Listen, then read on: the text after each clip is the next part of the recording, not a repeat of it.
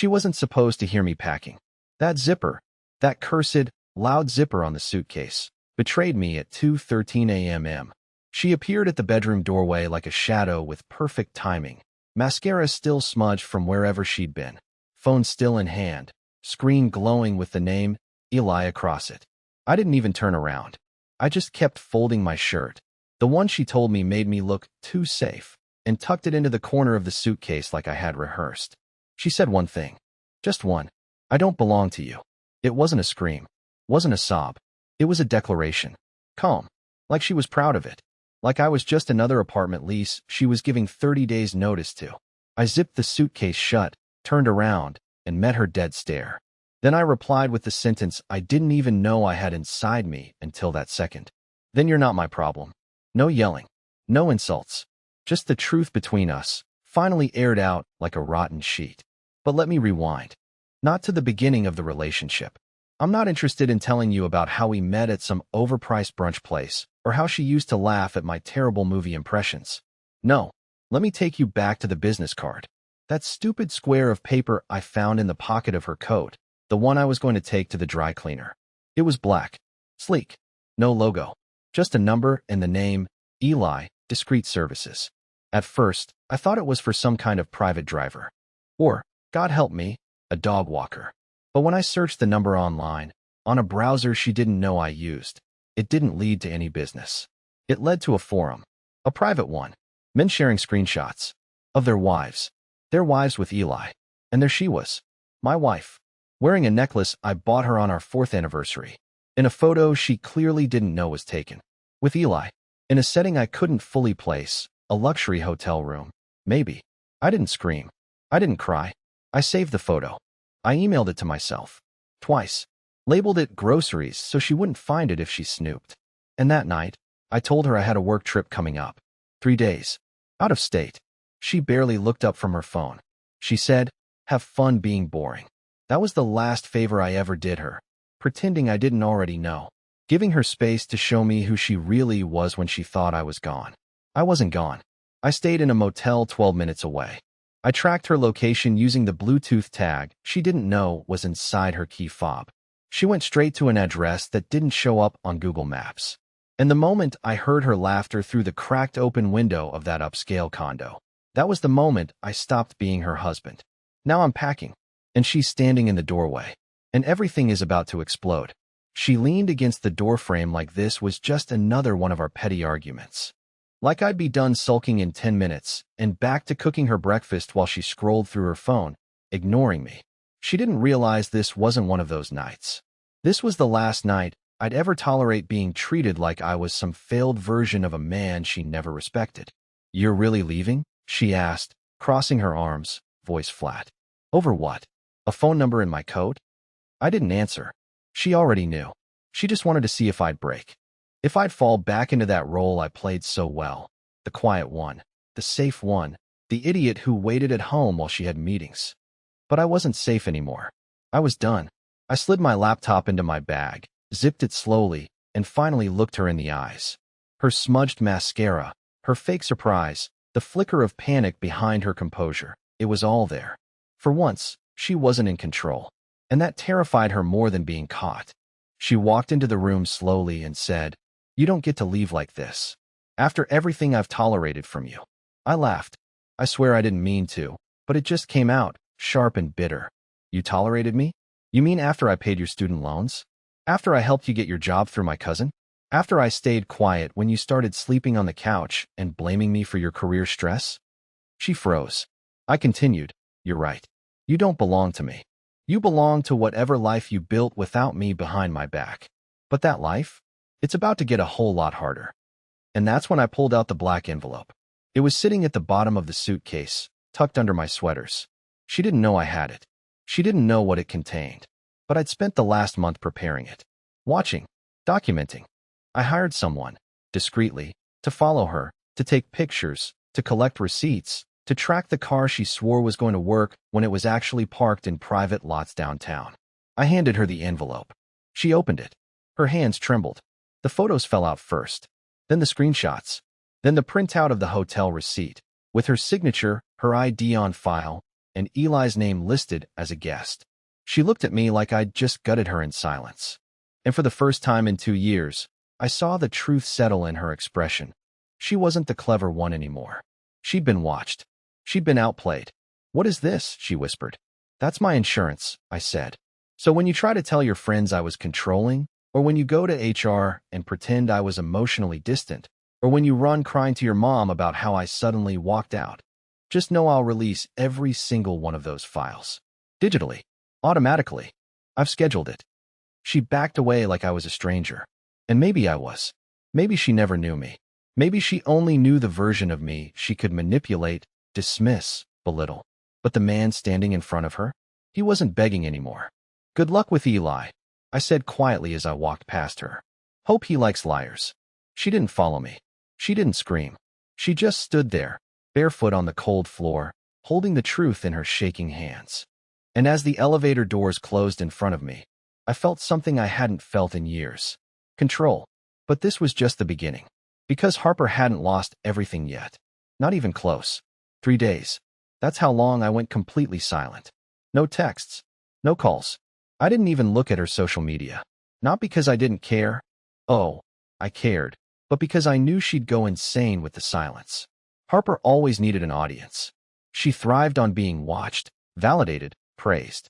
Her whole life was curated for likes, for applause, for the illusion of perfection. So I let the silence stretch. I gave her the one thing she couldn't survive: invisibility. On the 3rd day, I got a call from a number I didn't recognize. I let it ring out, then checked the voicemail. Her voice. Tight. Rushed. "Neil, I don't know what kind of game you're playing, but we need to talk. Now." Game. That word made me laugh. She was the one who turned our marriage into a chessboard. I just learned to play after being the pawn for too long. I still didn't call back. That night, I checked the tracker I had left active on her car.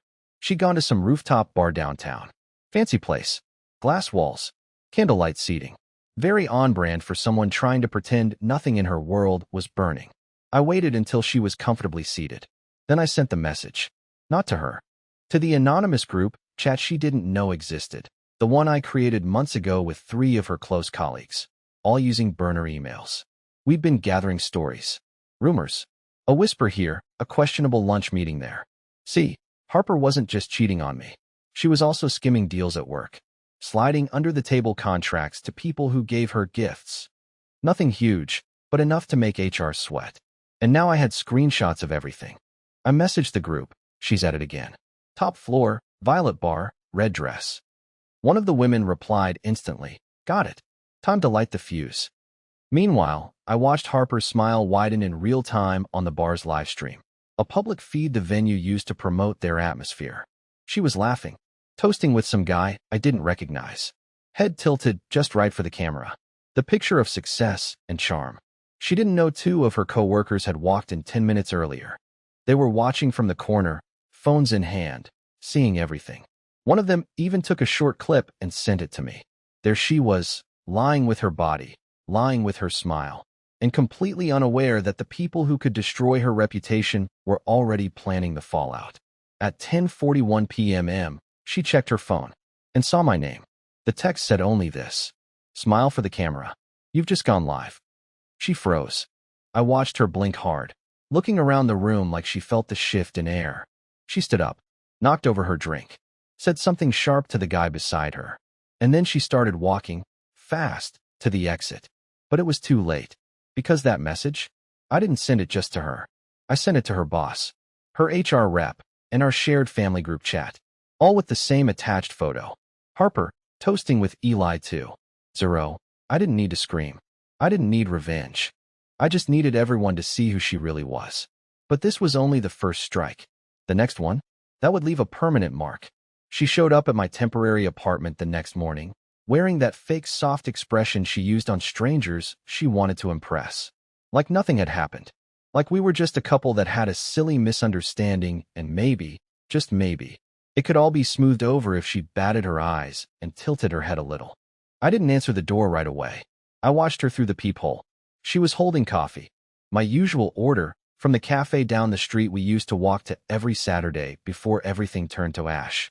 She even wore the hoodie she used to steal from my side of the closet, the one she claimed smelled like home. I almost laughed. The performance was so clean, it was insulting. When I finally opened the door, she smiled like she'd just bumped into me on a good day. "I figured we should talk," she said, stepping forward without waiting for an invitation. "You've been unpredictable." I said nothing, just watched her set the coffee down like a peace offering, like she was the one being generous. She glanced around the small apartment like she was scoping it out, noting the unpacked boxes, the stripped-down furniture. Her face curled just a little at the edges, like it didn't meet her standards.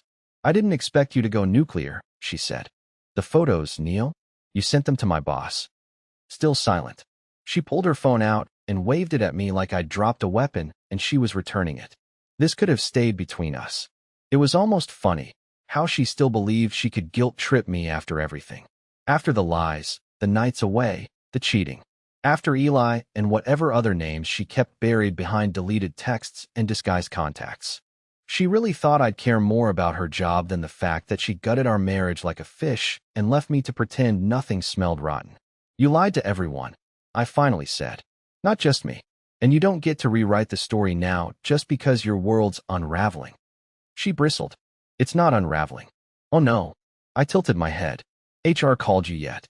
Her expression twitched. She tried to hide it, but I saw it, the split-second crack in her mask. "They're investigating," she said too quickly. "But I didn't do anything illegal. It's just jealousy. Office politics. You blew this way out of." "No," I interrupted. "I just held up a mirror. You chose what people saw in it." She stepped back like I'd slapped her. The fake calm slipped, and the real Harper peeked out, the one with the sharp tongue and zero tolerance for accountability. "I built everything we have," she snapped. "You think you're strong because you exposed me? You're just bitter. You couldn't keep up, and now you're trying to burn down everything on your way out." That was it. That was the truth. Right there. She never wanted a partner. She wanted a prop. Something safe to come home to when her double life got exhausting. I was the default. The fallback. The quiet fool. Except not anymore. I walked to the counter, picked up a small envelope, and handed it to her. She opened it, and for a second, she didn't understand what she was holding. Then she did. Bank transfers. Asset shifts. Legal signatures. My exit had already been signed, sealed, and notarized. She didn't even know I'd met with a lawyer 2 weeks ago. Didn't know I'd moved money from our joint accounts into protected trusts. Didn't know I'd already filed, and that the process was past the point where she could delay or negotiate. "You'll be fine," I said. "You've got your connections, right? Use them, or call Eli, or whoever's next." She stood there, stunned, speechless, and for once in her perfectly scripted, perfectly filtered life, she had no comeback. "I'm done being your background character," I said, walking to the door. "Now get out of my scene." She didn't move at first, but eventually, she grabbed her bag, her untouched coffee, and left without a word. The door clicked shut behind her. I stared at it for a moment. Then I smiled. But we weren't done. Not yet, because she still didn't know what else I had on her. And the next move? That one was going to ruin her public fairy tale forever. It took exactly 48 hours for Harper to start damage control. I knew she would. She was too calculated, too obsessed with image to let her downfall go quietly. She went on the offensive, posting a long, emotional caption on Instagram with a black and white photo of herself, talking about narcissistic relationships and how sometimes you outgrow the ones who were supposed to love you. The comments were full of support. Her followers ate it up. She'd been feeding them this curated version of her life for years. Flawless outfits, self-help quotes, carefully staged moments of vulnerability that always made her look like the victim. It worked. People believed her. Or at least, they wanted to. But I didn't post anything. I didn't comment, didn't argue, didn't even flinch. Because I knew something she didn't. There were more eyes on her than ever before now, and not all of them were friendly. One of her former interns messaged me anonymously, said she saw Harper take kickbacks on a product deal and had proof. Another guy, an ex-friend of hers she burned on a contract, emailed me a voice recording. It was Harper bragging about manipulating negotiations, joking that being likable is better than being honest. I didn't leak them. I didn't need to. All I did was forward everything, quietly, carefully, to her company's ethics board and 2 journalists who followed corporate influencers for a living. I didn't even use my name. Just sent them the truth. The whole truth. And then I waited. The first blog post hit 2 days later. It didn't use her full name. Not yet, but the description was obvious. A rising corporate figure with a strong social media presence, currently under internal review for undisclosed partnerships and client favoritism. Harper posted a cryptic response that night, some vague line about jealous exes and smear campaigns. But the next article named her outright. And that's when the likes started dropping. Collaborations paused. Brands pulled back. Emails started going unanswered. She tried to spin it. Tried to cry on camera. Tried to gaslight the internet into believing she was being unfairly targeted. But the thing about pretending to be perfect is that the fall is 10 times louder when the mask slips. And I hadn't even pulled the trigger on the worst of it yet. Not the thing she feared most. Not him. Because, deep down, Harper still believed Eli would take her side. But that man, he was already talking. I hadn't planned to speak to Eli. Ever. In my head, he was just a shadow in the background of everything Harper had destroyed, a name on a screen, a smug face in a photo, the guy who got to enjoy the life I was rebuilding from the wreckage. I figured he'd just fade into whatever mess came next for her. But then he called me. Directly. No blocked number. No cryptic message. Just a bold, clear name lighting up my phone at 11:06 p.m. I let it ring twice. My thumb hovered. I don't know why I picked up. Maybe curiosity. Maybe closure. Maybe I just wanted to hear his voice, to know if it was as arrogant as I imagined. But he didn't sound arrogant. He sounded wrecked. "Neil," he said, breathing heavy. "Listen, man, I think you need to know something." I didn't say anything. Just waited. He kept going. "I didn't know she was married when it started. She told me you were separated. Said you were emotionally abusive. Distant. Controlling. That she was rebuilding her life from the ground up." I let out a bitter laugh. "And you just believed that?" He paused. "I did. At first. But then I saw the photos. The receipts. Everything you sent. And the way she's handling the fallout now? She's not panicking like someone who's sorry. She's panicking like someone whose game got exposed." There was a long silence between us. I could hear street noise behind him. A dog barking. His nervous breath. "I think she's done this before," he said finally. "Maybe not marriage. But this kind of thing. She plays people. Reinvents herself. She gets bored and sets fire to the version of her that doesn't serve her anymore." It hit me then. Eli wasn't a villain. He was just the next idiot in line. "She used you," I said, more tired than angry. "Yeah," he replied. "I'm figuring that out. That should have been the end of it. But Eli wasn't done. There's something else. You should probably see it." He sent me a screenshot mid-call. A chat thread. Her name at the top. Messages that weren't just flirty, they were manipulative. Cold. She talked about how the tech guy won't fight back and how she needed someone alpha enough to replace that empty space at home. I stared at it for a long time after we hung up. That's how she saw me. Empty space. I thought I'd already hit the bottom. But that dug deeper than I expected. And yet, it gave me something else, too. Final proof.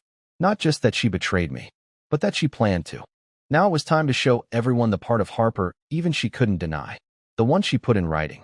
And this time, there would be no comeback post. Harper always believed she could talk her way out of anything. That if she could just get in front of the story, spin it fast enough, cry at the right time, smile at the right moment, she'd survive the blow. And for a while, she did. Her loyal followers clung to her version of the truth.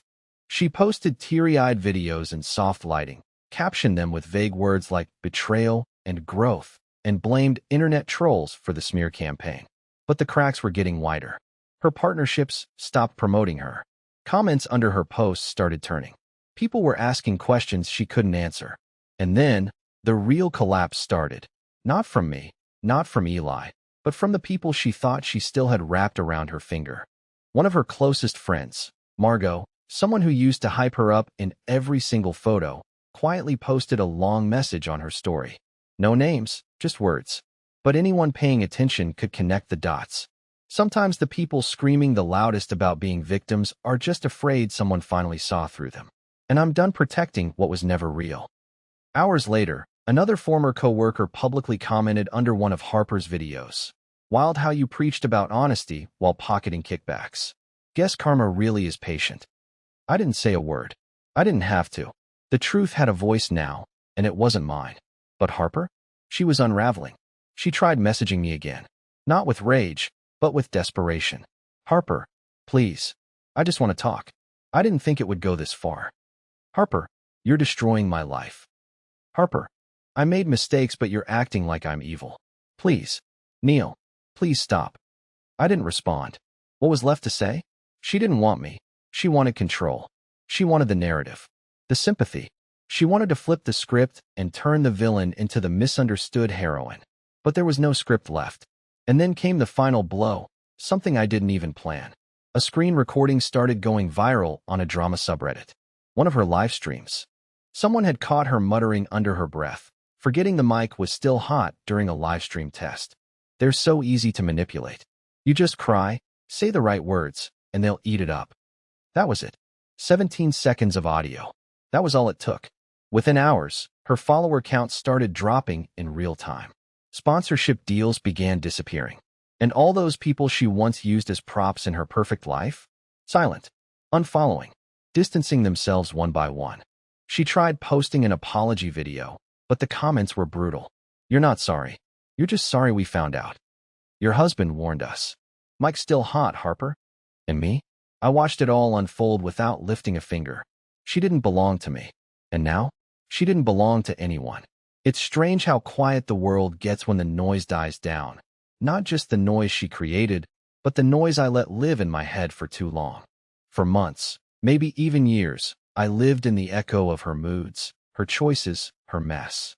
I kept asking myself what I was doing wrong, what I could fix, how I could be more, or less, or better. And now? Silence. Clean, undramatic, peaceful silence. After everything blew up, Harper went fully offline. No stories. No apologies. No carefully filtered captions. She disappeared the way people do when the spotlight becomes too hot to survive under. I heard, through someone who still worked with her, that her contract wasn't renewed, that her brand deals quietly dissolved, that even Eli ghosted her once he realized she dragged him into a storm she created on purpose. But this isn't about her anymore. Not really. I moved out of the city. Took a job in a small town a few states over. Less pay, more sanity. People there don't care about who you were or who your ex-wife pretended to be. They ask how your day was. They laugh without checking their reflection first. I didn't know how much I needed that until I had it. For a while, I kept waiting for the next betrayal, the next twist, like life had trained me to expect the worst. But it never came. Slowly, my shoulders started to drop. I started sleeping through the night, eating like I enjoyed it, breathing like I wasn't apologizing for existing. And one evening, I found myself at a little bookshop cafe, flipping through pages I wasn't pretending to read. That's where I met Jamie. She wasn't flashy. She wasn't trying to be anyone she wasn't. She told me I had a nice, nervous laugh and asked if I always talked with my hands that much. I said yes. She said, cool, and handed me her number written on a napkin. No drama. No games. Just peace. We're not rushing anything. I'm not trying to fill a hole. She's not trying to be a solution. But we talk. We listen. She smiles at my lame jokes, and when I told her I'd been through a mess, she said, then maybe it's time for some calm. I think she's right. Harper will probably always live in the rear view, not as a ghost, but as a lesson. One I needed. One I finally learned. And now, I'm driving forward. No more looking back.